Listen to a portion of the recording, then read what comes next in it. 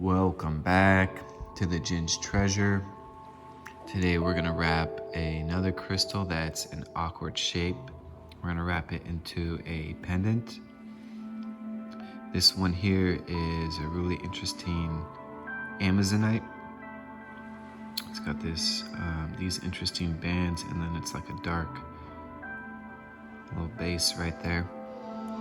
And to wrap this one, we're gonna use 24 gauge copper wire as well as 20 gauge copper wire. We're gonna use about an arm's length of 24 gauge wire. And then rather than, like I always say, using about a hand's length, I think it makes more sense to say probably about triple the amount of the circumference of the stone, because every stone is unique. It's going to have its own shape and size. So rather than to use a hand as an estimate, I think it makes more sense to say just triple the amount of the circumference length and clip that. That's the amount of 20 gauge wire that you're going to use. I haven't exactly come up with a good estimate basing off the stone for the 24 gauge wire. So for now, we're gonna stick to just an arm's length. And to begin, what we're gonna do is take the 24 gauge wire, kiss the 2 points together, and then slide your fingers all the way down until you find this loop. That's gonna be the middle point of the wire.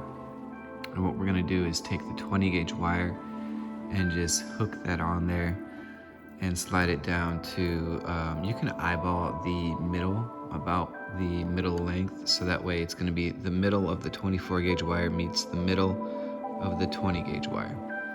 And from there, you're going to pinch down with one hand and then begin twining or wrapping, spinning the 24 gauge wire around the 20 gauge wire. And to begin, I usually do maybe like 10 wraps on each side. By the way, I sometimes call the wraps the bands to make it easier to differentiate exactly what it is that I'm talking about. So these little loops here, those are what I call the bands. So we do about 10 on one side, and then we'll flip it around, and then we'll do 10 on the other side. But before we do that, if you'll notice where I began here, it's a little bit off. So I'll just take my fingernail and just slide that and tuck it in so that it's nice and tight, nice and neat, along with the other bands. So we're gonna do about 10 bands on this side. And sometimes, depending on the size and shape of the stone, you won't need a full 10. But for this one, you can see how, well, this is how I'm gonna wrap it like this. And so my goal is to have the bands at a length slightly more than the length of the base here. So it's just enough to cover the base length and then a little bit to curve up.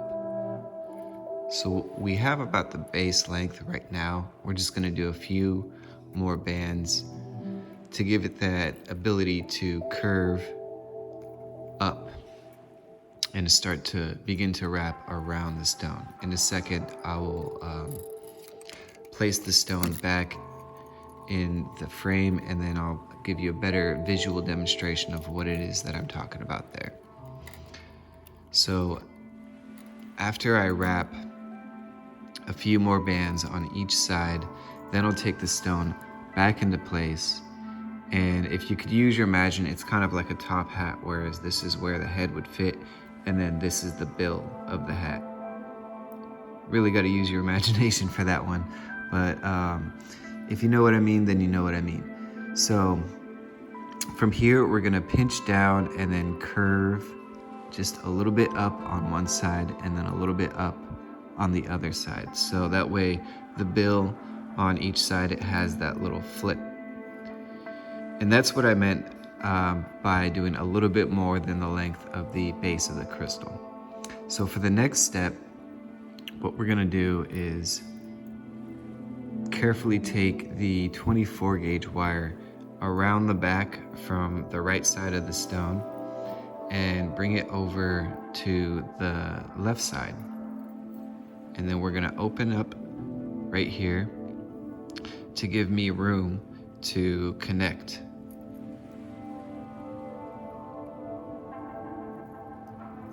So after I attach it, I'll wrap like 3 or 4 more bands just to kind of lock it into place. And then if you can see, what I want to do is have it not so tight that it can wrap around the bulge of the stone. And then from here, we're gonna start the next step, which is not with this top one, but with the bottom wire. We're gonna swing it over and across the front.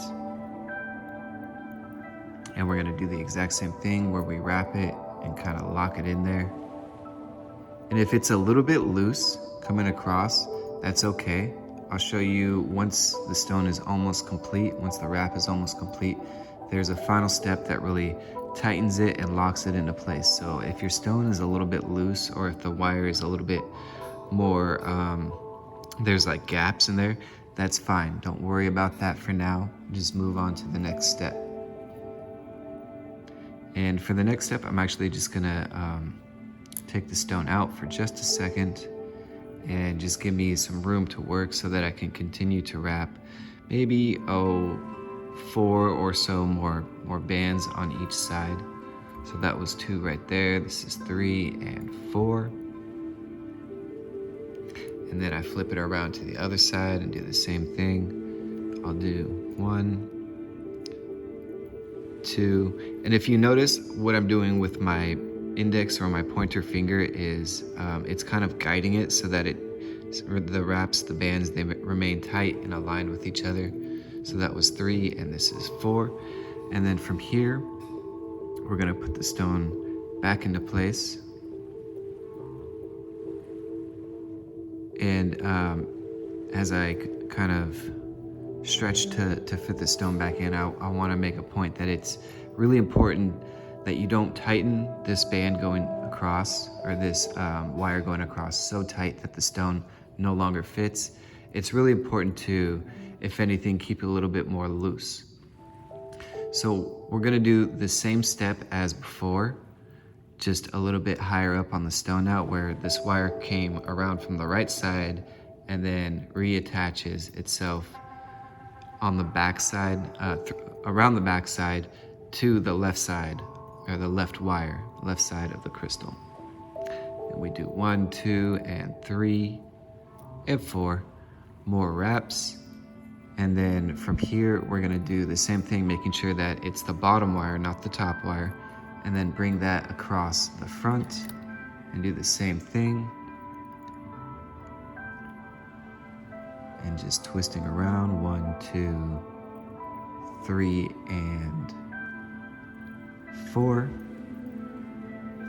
And now, if you'll notice, the stone is a little bit secure. It could probably even support itself without your fingers. Although if you shook it hard enough, it would probably fall out the top there. So what we're gonna do is wrap probably, for this size stone, I'll say maybe 6 more wraps on this side. So that's 1, 2, 3, 4, 5, and 6. And again, it's just based on the size of this specific stone. It could be less, it could be more, depending on what type of stone or what size stone you're working with at home. In fact, I think I'll even do like 2 more. 1 and 2, just on this side. So if you notice, I did more wraps on this side, and I'm gonna do less on this side. I just wanna make sure that they remain equal, although the stone is an awkward shape, so it's not gonna be perfectly the same numbers. In order to get to this height, I'll probably only need to do about 4 or so wraps. So that's what I'll do. So it won't be symmetrical in a sense of numbers, but it will look symmetrical in a sense of where these two wires measure up. So it's actually a little bit sparse, so I'll do 2 more, 1 and 2. And then from there, we're gonna kind of give the crystal a little hug just to kind of bend the wire frame into place. And then we're gonna do one last go of coming around from the right side, around the back, and then attach it to the left side.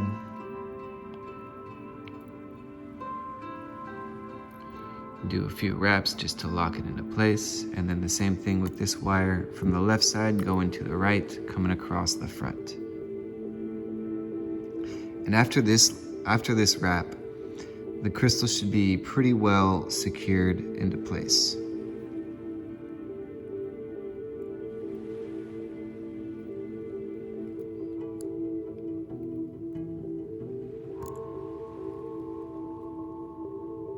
And then I'm gonna use my fingernail to just kind of slide that down, because you wanna make sure that it looks like the bands are going consistent. There's no gaps in between.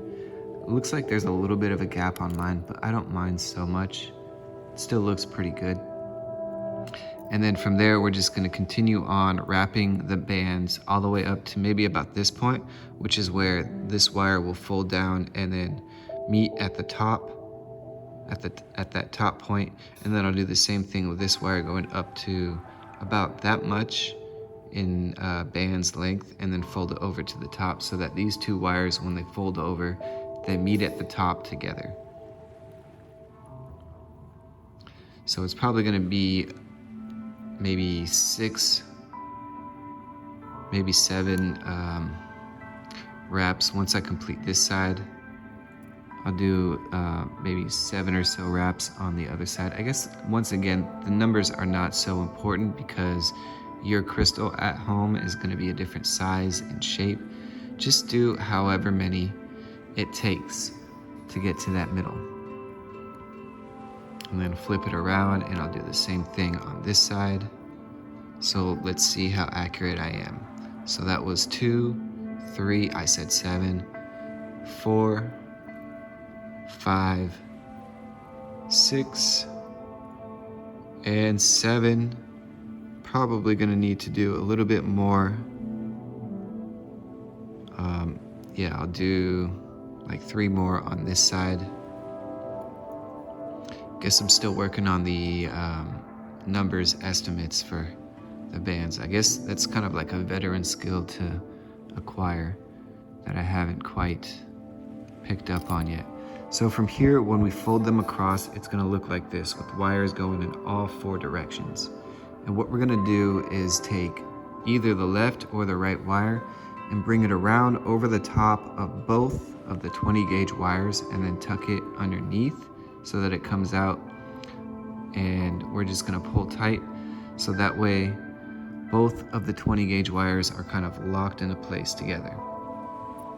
And we'll flip it around and do the same thing with the other side. So coming around over the top, tuck it underneath, and then pull tight.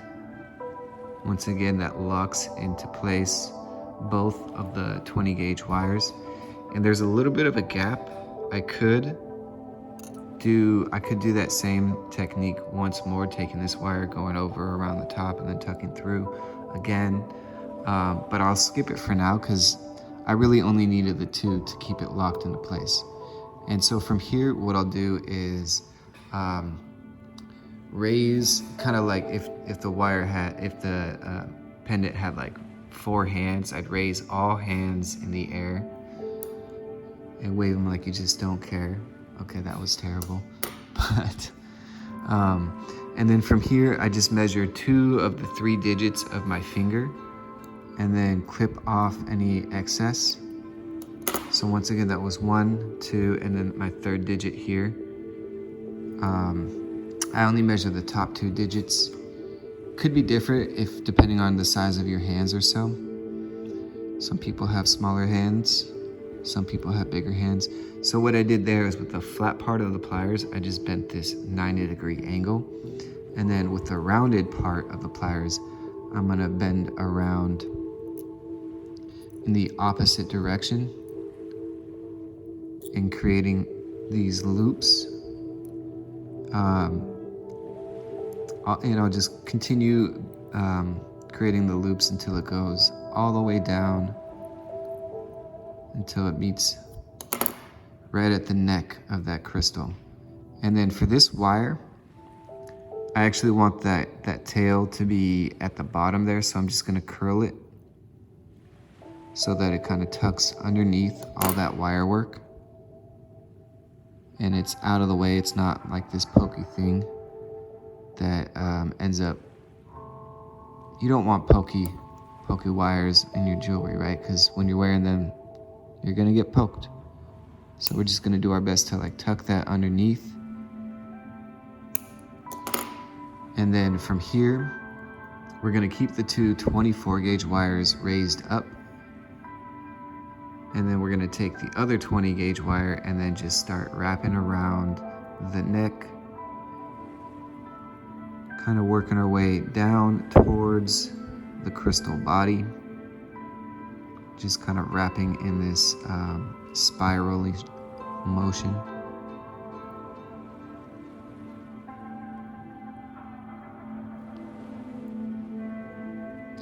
And then once we get to the tip end of this wire, we're gonna do the same thing where we just kind of curl it and tuck it under the portion that we just wrapped. And if it doesn't tuck in perfectly, that's fine, because with these final two 24 gauge wires, we're just gonna do the same thing where we do a little spiral, twining around the crystal body, working our way down, and by the end of it, it should cover up any little pokey tips that are hanging out. And the last little portion of this step is to do the same thing with these wires. So we're just gonna take the pokey end and kind of hook it somewhere along the frame.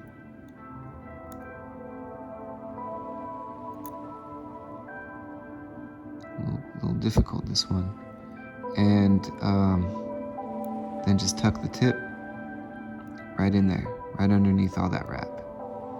And then this wire looks like it can go around one more time, and then so we'll do the same thing with this side of the frame. We'll curl the tip and then just tuck it in underneath all that work. So from here, it looks pretty good. We could stop here, but I'm gonna show you this little style finish. If you notice, this wire up here is a little loose. So what I do is, for a style finish that helps tighten the security, is I just pinch in the middle and do like a little wavy curl.